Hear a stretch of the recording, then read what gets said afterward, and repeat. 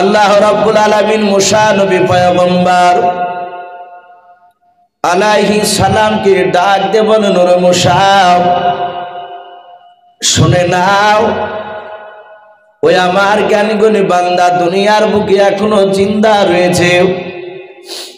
ওই জ্ঞানী গুণী মানুষটার সাথে তোমার যদি সাক্ষাৎ করতে হয়, ওরে মুসা তুমি নদীর ধারে চলে যাও। বলে মুসা নবী বলেন, আল্লাহ নদীর ধারে গিয়ে কি করবো বলেন? আমার আল্লাহ ডাক দিয়ে বলেন, মুসা নদীর ধারে গিয়ে তুমি একটা মাছ ধরে নিয়ে এসো। মুসা আলাইহিস সালাম বলেন, আল্লাহ আমি মাছ তো কোনোদিন ধরে নাই। আমার আল্লাহ ডাক দিয়ে বলেন, মুসা আমি আলা কুল্লি শাইইন কাদির, আমি সর্বশক্তিমান। ওরে মুসা তুমি নদীর ধারে গিয়ে হাতটা তুমি বাড়াবাও, আমার হুকুমে আমার কুদরাতে নদীর ভেতর থেকে তাজা মাছ তোমার হাতে তুলে দেওয়ার ব্যবস্থা করে দেব আমি। মুসা আলাইহিস সালাম নদীর পাড়ে গিয়ে বাবরি হাত ওখানা সাট করেছিল। আল্লাহর কুদরাতে ওই নদী থেকে একটা তাজা মাছ বাবরি ঝাঁপ দিয়ে মুসা নবীর হাতে বাবরি পড়ে গেল। আল্লাহর নবী মুসা বলেন, আল্লাহ এই যে নদী থেকে মাছটা আমার হাতে এসে ধরা পড়ে গিয়েছে, আমি মাছটা ধরেছি, এবার কি করা লাগবে বলেন? আমার আল্লাহ বলেন, মুসা ওই মাছটা বাড়িতে নিয়ে গিয়ে তুমি মাছটার আঁশগুলোকে তুমি ছাড়িয়ে নাও। ছাড়িয়ে নেওয়ার পর পানি দিয়ে ভালো করে তুমি ধৌত করে নাও। মাছটার নাড়ি ভরে বের করে ধৌত করার পর ওরে মুসা তোমার আগুনে বাড়িতে তুমি মাছটাকে ভাজা করে নাও।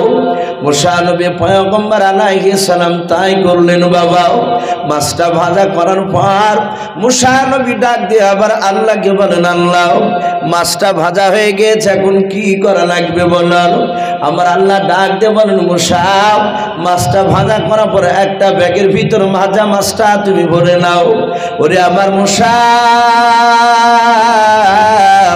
তোমার সবচেয়ে জানের বন্ধু, সবচেয়ে তোমার প্রিয় বন্ধু যে ব্যক্তি, সেই ব্যক্তিকে তুমি ডেকে নিয়ে এসো। মুসা নবী পয়গম্বর আলাইহিস সালাম বলেন, আল্লাহ এই দুনিয়ার বুকে সবচেয়ে মিশরের মধ্যে আমার সবচেয়ে জানের বন্ধু, তার নাম হচ্ছে ইউশা বিন নূন। আল্লাহ বলেন, মুসা আমি ওটাও জানি, এ গোটা এই মিশরের মধ্যে সবচেয়ে তোমার যে জানের বন্ধু তার নাম হচ্ছে ইউশা বিন নূন। হে মুসা ওই ইউশা বিন নূনকে ডাকো। বলে আল্লাহ ডেকে কি করবো? বলে ডেকে তোমার ভাজা মাছের ব্যাগটা ওর হাতে দাও। বলে এই মুসা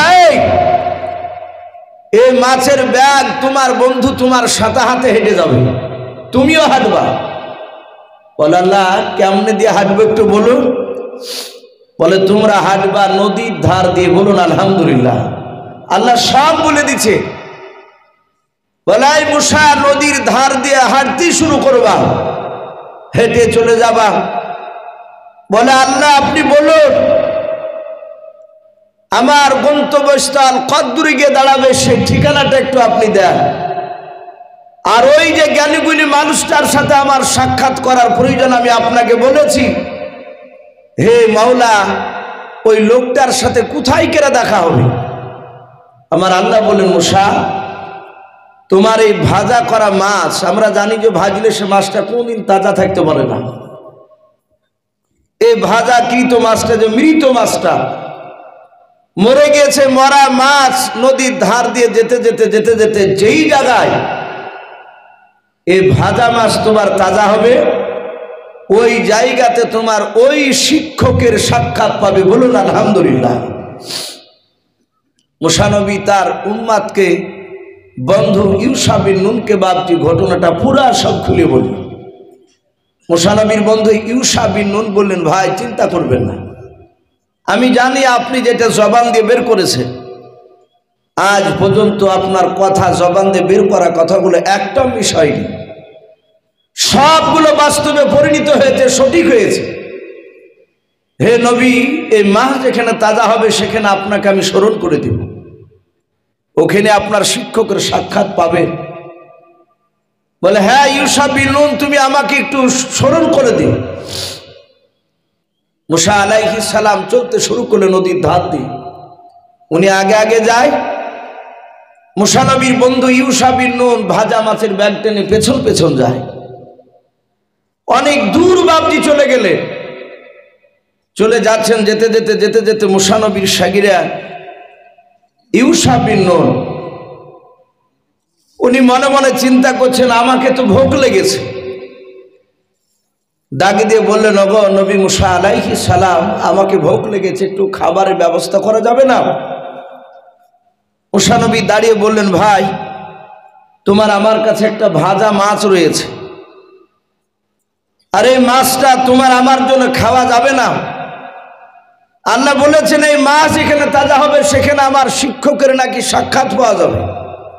সেই লোক নাকি আমার চেয়ে জ্ঞানীগুণী মানুষ, আমি তার কাছে আমি দেখতে চাই সে আমার চেয়ে কত বড় দামি লোক, কোন দিক দিয়ে গেলি সেটা আমি একটু দেখার জন্য এসেছি। ভাই সবুর করে, এখানে তো খাবারের ব্যবস্থা নেই। উনি ধৈর্য ধরে বাপজি আবার হাঁটতে শুরু করলেন। হেঁটে যেতে যেতে যেতে যেতে যেতে যেতে মুসা নবী বললেন, ভাই শোনো, আমার শরীর ক্লান্ত হয়েছে, না আমরা এখানে নদীর ধারে একটু জিরিয়ে নিই, একটু আরাম করে নিই। তাফসীরে মারিফুল কোরআন এসেছে, নদীর ধার, যে ধার দিয়ে যাচ্ছিলেন নদীতে, ওই নদীর ধারে ছোট ছোট পাথর পড়েছিল। মুসা আলাইহিস সালাম একটা পাথরের উপর মাথা দিয়ে তিনি শুয়ে পড়লেন। ইউশা বিন নুন উনিও একটা ছোট পাথর মাথায় দিলেন। উনি ব্যাগটাকে মাথার সামনে রেখে চিন্তা করলেন, নবী বলেছেন এই মাছ তাজা হবে, আর এই তাজা হবি এখন, না হলেও পরও তাজা হবে। মুসা আলাইহিস সালাম তিনি ঘুমিয়ে আছে, নিদ্রায় চলে গিয়েছে। আর এই দিকে ইউশা বিন নুন ভাজা মাছটার ব্যাগের দিকে বাপজি তাকিয়ে ফ্যালফান করে বাপজি দেখতেছে, তাকিয়ে আছে, দেখি মাছটা তাজা কখন হয়। আল্লাহর কুদরাতে ইউশা বিন নুন দেখলেন, বাবা ওই মরা মাছটা ব্যাগের ভিতর বাপজি তাজা হয়ে লড়তে শুরু করলো। বলুন সুবহানাল্লাহ। হযরত ইউশা বিন নুন বাপজি অবাক হয়ে গেলেন। উনি আর শুয়ে থাকলেন না, তিনি আপনার চুপচাপ তিনি বসে পড়লেন। বসে ব্যাগের দিকে তাকাচ্ছেন, ভাজা মাছটা ব্যাগের ভিতরে বাপজি খনবাল করে লড়তেছে। উনি মনে মনে চিন্তা করেছেন, মুসা নবী পয়গম্বর আলাইহিস সালাম বলেছেন, ওরে ইউশা বিন নুন, এ আমার ভাজা মাছ যে জায়গায় তাজা হবে সেই জায়গায় তুমি আমাকে কথাটা স্মরণ করে দিও। আমি যদি দেখতে না পাই তুমি আমাকে একটু ডাকিয়ে বলবা। ইউশা বিন নুন তিনি দেখলেন ওই মাছটা ব্যাগের ভিতর থেকে বাপজি নড়তে নড়তে বেরিয়ে পড়ল। বেরিয়ে পড়ার পর পানিতে বাপজি আপনার ঝাঁপ মেরে দিয়ে চলে গেল। ইউশা বিন নুন তিনি আপনার তাকে আরো বড় ধরনের আশ্চর্য হয়ে গেলেন। মাছটা পানিতে জামনে দিয়ে চলে গেল রে বাবা, সামনে দিয়ে দেখছে সুড়ঙ্গ রাস্তা হয়ে গেল। বলুন সুবহানাল্লাহ। একেবারে সরু রাস্তা আমরা দেখতে পাই, পাহাড়ি মাটি আপনার একটু উঁচু ঢিপ থাকলে দেখবেন মাছরাঙা, এ দূরের গর্ত থেকে মাছরাঙা ঢোকে, ওই পাহাড়িতে ফুটো থাকে। মুসা নবী ইউশা বিন নুন উনি বলেন, আমি একেবারে দেখলাম মাছটা যেই দিক দিয়ে চলে গেল পানি মেল খেলো না, ডান দিকের পানি বাম দিকে গেল না, বাম দিকের পানি ডান দিকে গেল না, নিচের পানি ওপরে গেল না, ওপরের পানি নিচুতে গেল না, একদম সুড়ঙ্গ রাস্তা হয়ে মাছটা যত দূর গেল তত দূর সুড়ঙ্গ হয়ে গেল।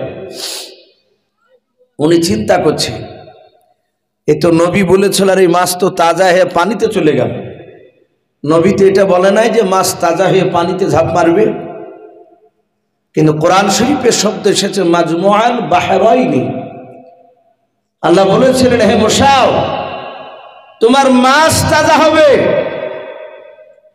আর ওখানে দুই নদী মিলিত নদী দেখতে পাবা, সেই জায়গাতে তোমার ওই উস্তাদের সাক্ষাৎ পাবে। যে লোকটাকে আমি জ্ঞানগুণী পৃথিবীতে তোমার চেয়ে পাঠিয়েছি। মুসা আলাইহিস সালাম তিনি ঘুমিয়ে আছেন, আর ইউসা বিন নূন উনি চিন্তা করলেন, না মুসা নবী পয়গম্বর, এখন যদি আমি তার ঘুমটা ভেঙে দিই, আমি যদি ডাকি, মুসা নবীর ঘুমটা যদি ভেঙে যায়, কিয়ামতের ময়দানে যদি আল্লাহ একটিবার যদি বলে, এই ইউসা বিন নূন, আমার পয়গম্বর মুসা কালিমুল্লাহর ঘুমের কেন ব্যাঘাত ঘটালছিল, আমি সেদিন উত্তর দিতে পারবো না।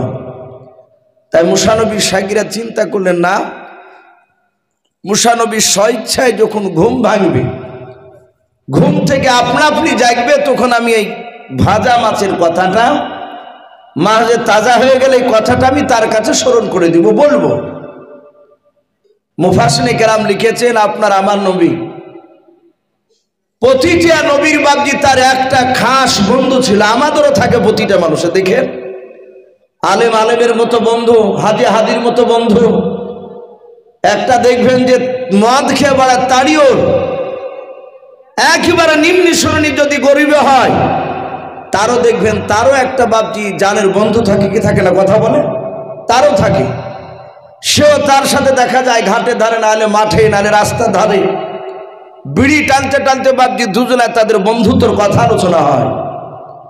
আপনার আমার নবী হযরতে মুহাম্মদ রাসূলুল্লাহ সাল্লাল্লাহু তাআলা আলাইহি ওয়াসাল্লাম সারা পৃথিবীর শ্রেষ্ঠ রাসূল। আমরা জানি সেই নবীর প্রিয় বন্ধুর নাম ছিল হযরতে আবু বকর সিদ্দিক রাদিয়াল্লাহু তাআলা আনহু বলে নাম। আমরা এটাও জানি যে আবু বকর যখন বিশ্ব নবীর বাপজির সাথে মক্কা থেকে হিজরত করে মদিনা রাস্তায় পাড়ি দিয়েছিলেন, আমার বিশ্ব নবী মক্কা থেকে মদিনায় যেতে বাপজি 13 দিন সময় লেগেছিল। বলুন আলহামদুলিল্লাহ। কতদিন বললাম বাপ? 13 দিন। নবী 13 দিন ধরে বাপজি মক্কা থেকে মদিনায় মানুষের চোখের আড়াল হয়ে হয়ে উনি চলে গিয়েছিলেন। আমার নবী মক্কা থেকে মদিনায় যেতে যেতে বাপজি প্রথমেই মক্কার এলাকাতে রসুলের ঘর থেকে বেরিয়ে গিয়ে বেশ কিছুটা দূর যাওয়ার পর আবু বকরকে সাথে করে নিয়ে একটা গুহার ভিতর বাপজি রাসূলুল্লাহ আশ্রয় নিয়েছিলেন। গুহাটার নাম মনে আছে বাপ আপনাদের কারো? গারে সুর। কি বললাম? গারে সুর। আর আরেকটা গারে হীরা বলা হয়, যেখানে কোরআন নাজিল হয়েছিল ওটাকে গারে হীরা বলে। আর নবী হিজরতে রাত্রিতে যেদিন মক্কা থেকে মদিনায় পালাছিলেন, আমার বিশ্ব নবী বলেন, আবু বকর এখানে লুকাও, না হলে কাফিররা এসে আমাদেরকে ধরে ফেলবে, আমরা এখানে লুকিয়ে থাকবো, তারপর এখান থেকে আবার কিছুক্ষণ পর আবার যাবো। ওই গারে সুর জঙ্গলটায় আল্লাহ রসুল বাপজি শুয়ে পড়লেন, বসে পড়লেন। হযরতে আবু বকর সিদ্দিক রাদিয়াল্লাহু তাআলা আনহুকে রাসূল বলছেন, আবু বকর আমি দৌড়ে এসেছি, অনেকটা রাস্তা, শরীর ক্লান্ত, তোমার পাখানা একটু শাট করে আমি তোমার পায়ের উপর মাথা দিয়ে একটু আমি ঘুমাবো।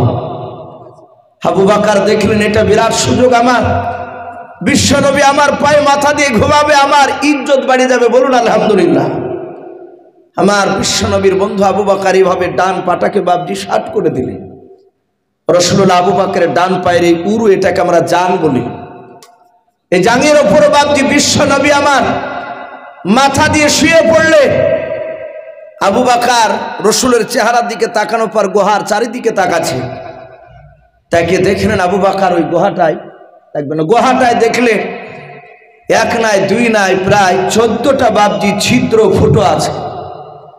আবু বকর চিন্তা করলেন, হয়তো গুহার ভিতরে আমি দেখেছি ভিতরটা নোংরা ছিল, আমি পরিষ্কার করে দিয়েছি, এর ভিতরে সাপ বিচ্ছু নেই, কিন্তু গুহার বাইরে যদি কোনো সাপ বিচ্ছু থাকে সেটা যদি এই ভিতরে চলে আসে, আমার রাসূলকে যদি কামড়িয়ে দেয়।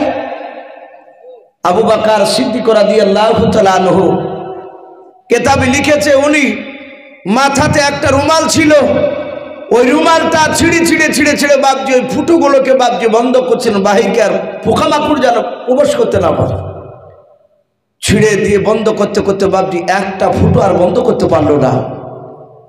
ওই ফুটোটা বাপজি চিন্তা করলেন এখানে তো কাপড় নেই। উনি ওনার বাম পাটা ওই ফুটোটাতে বাপজি আঙুল ভরে দিয়ে, বাম পায়ে বুড়ো আঙুল ভরে দিয়ে চুপচাপ চাপ দিয়েছে। রাসূলুল্লাহ ডান পায়ে মাথা দিয়ে আছে। কেতাবে বাপজি এই ঘটনাটা এসেছে। আমরা সকলেই জানি যে ওই গুহার ভিতরে বাপজি একটা সাপ ছিল কি ছিল না, কথা বলে শুনেছেন তো আপনারা। কিন্তু ওই গুহার ভিতরে ওই সময়তে সাপটা ছিল না। কেতাবে লিখেছে সাপটা একটু বাইরে চড়াই করতে গিয়েছিল। কোন কোন মুফাসসির কেরাম ওই সাপটার ব্যাপারে বলেছে, আমি যেই মুসা নবীর কথা আলোচনা করছিলাম আপনাদের সামনে এখনই যে শুরু করেছি, এই মুসা আলাইহিস সালাম তিনি মক্কা নগরে এক নয় দুই নয় প্রায় 10 থেকে 12টা তার শাগিরাত, তার ভক্ত, তার সাহাবা দেরকে নিয়ে বাপজি ওই মক্কা নগরে ওই গারে সুর এলাকা দিয়ে রাস্তা দিয়ে তিনি যাচ্ছিলেন। সে মুসা নবী যাবা না, আল্লাহর নবী মুসা আলাইহিস সালাম তিনি যাচ্ছেন আর ঘুরে ঘুরে ওই জঙ্গলের দিকে তাকাচ্ছে যে এই গুহাটা গারে সুর বলা।